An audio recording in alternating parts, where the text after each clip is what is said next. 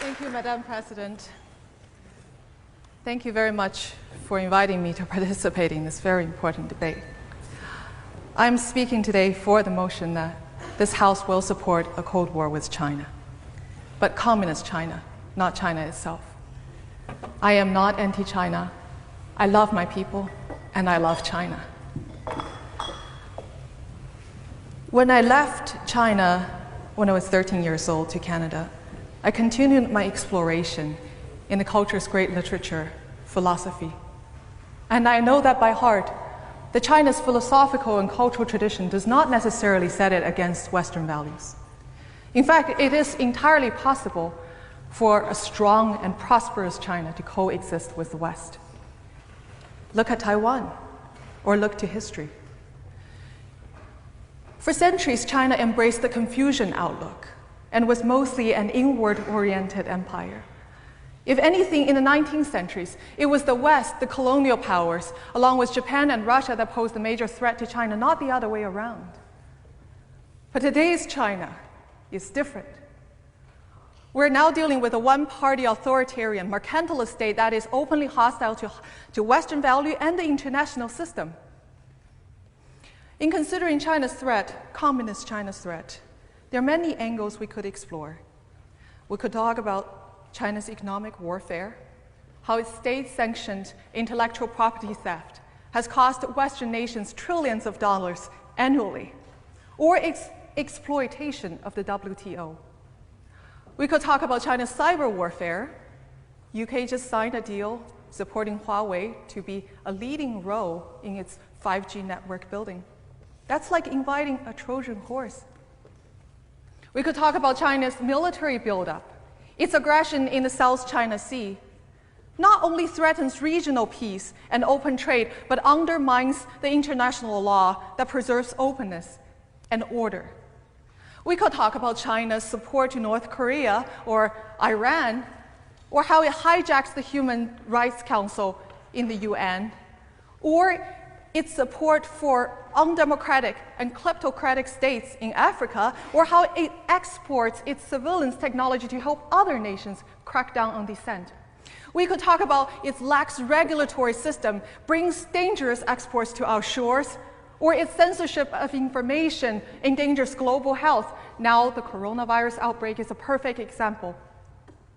Or I can tell you personally how the Chinese government targets family of political dissidents abroad.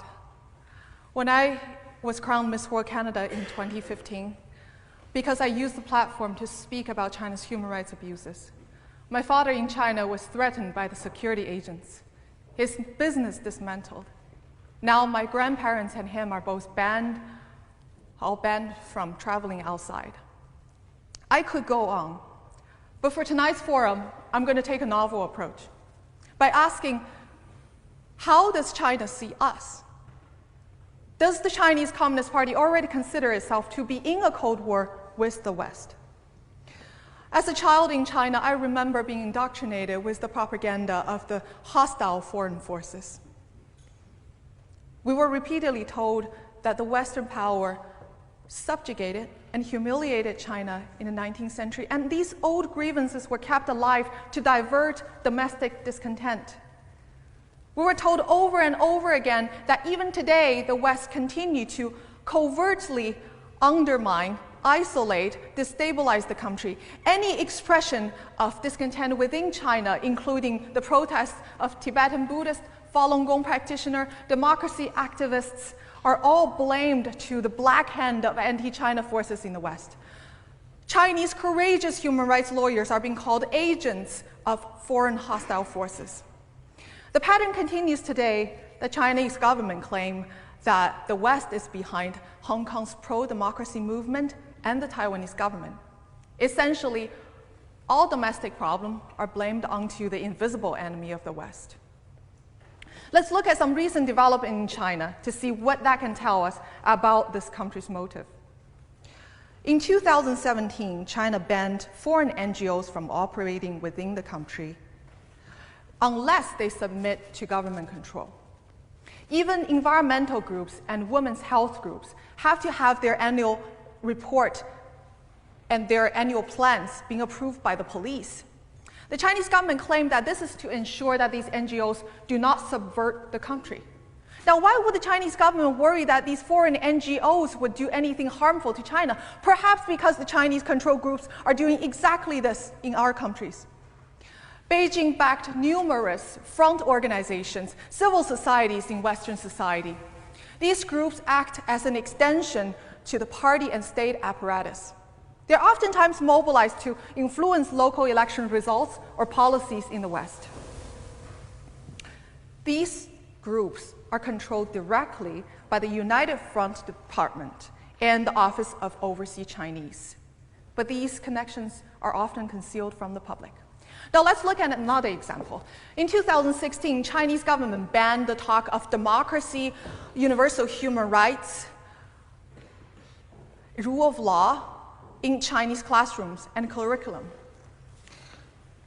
That is a clear signal that the Chinese Communist Party sees the Western value as a threat to its ideology and its view on the importance of indoctrinating its youth on the right political view.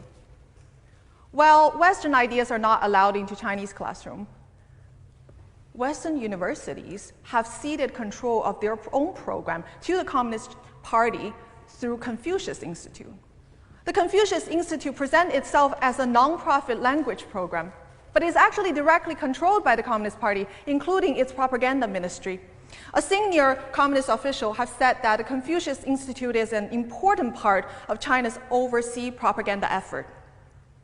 Yet these institutes are embedded in hundreds of universities in the West, raising troubling questions on academic freedom and freedom of expression on university campuses. The story is similar in entertainment and media area. China obsessively censors the internet. It only allows a small number of foreign film into the country each year, carefully screened, carefully edited. Even children's animated film like Zootopia is attacked as Western propaganda.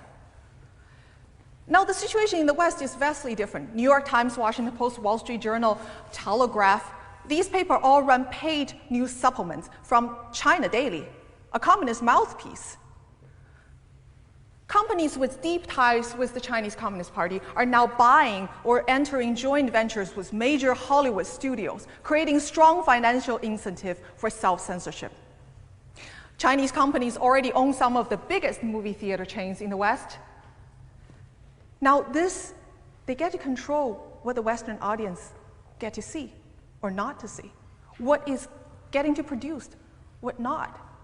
It's increasingly unlikely that we will see a film that is produced about the Cultural Revolution, the Tiananmen Massacre, Tibetan, Falun Gong, or Uyghurs in the Hollywood.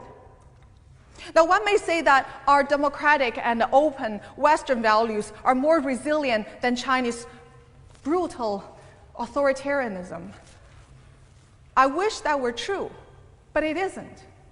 Lured by self-interest, our institutions are proven all too willing to give up human rights and free speech. Western companies know that their technology are helping the Chinese government to surveil its own system through the infamous social credit system. Yet they still deal with them. We all know that Huawei's 5G technology is a Trojan horse that will affect our future, our children's future. But yet, we just signed a deal with them. Our values are already compromised. Our way of life is already conceded. But let me remind you that the human rights atrocities, the injustice that are happening within Chinese border cannot be contained. It will bleed out to every silent bystanders in the world. And the coronavirus outbreak is a perfect example of that. On December 1st, Chinese government has already discovered the first case of coronavirus in Wuhan. Yet the local officials spent the first period of time suppressing the news, arrested 8 courageous doctors for, quote, spreading rumor and destabilize the society. The local government even went as far as hosting 100,000 people to a public Chinese New Year dinner, just to show that Wuhan is as prosperous as ever and as safe as ever. This is reminiscent of what happened in Chernobyl. The Soviets did not admit the nuclear accident until Sweden had picked up its fallout and threatened to report it to International Atomic Energy Agency. The Chinese government did not reveal the virus and report about or confirm the virus outbreak until the first overseas case was detected in Thailand. One may ask, why did the Chinese officials take such a risk? The mentality of Chinese Communist officials is that they are willing to gamble on human life in the sake of their own rule. And this mentality is the same from the smallest town to the central government in Beijing. The sole purpose for Chinese Communist Party is to stay in power, disregarding the cost of human life. There are many doctors, courageous doctors and nurses, using different channels to try to tell the world the truth about the outbreak. They reported that the hospitals are over capacity. Doctors and nurses are infected. Many people are turned away to self-quarantine at home. Many people are dying. The life under authoritarian Chinese Communist Party is a life without God's grace. It's a life where your innate worth as a human being is never recognized and your value is judged solely on your use for the Chinese Communist Party. And that was my childhood. I want to close by reminding everyone that supporting a Cold War with China, Communist China, you're standing with the Chinese people. By confronting a regime that's brought turmoil and suffering onto this ancient land for decades. I also want to leave you with this question.